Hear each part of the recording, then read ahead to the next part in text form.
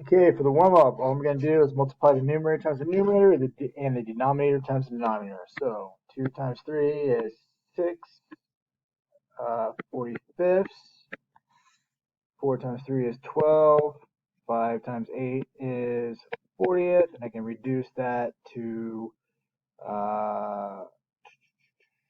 let's see, 12 and 40. 4 is a common factor, so that'd be 3 and 3/10. And number 3, 1/3 times 2/3. So 1 times 2 is 2. 3 times 3 is 9. Or 4, 7 times 1, 7. 12 times 14. I'm going to actually start over. Where's my bar at? Oops.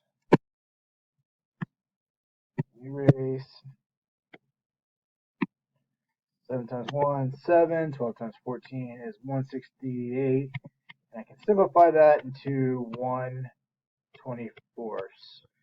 All right, number 5. 4 times 2 is 8. 9 times 3 is 27, and that is already simplified. And number 6. 4 times 1 is 4. 11 times 2 is 22, and I can reduce that to 2/11. All right.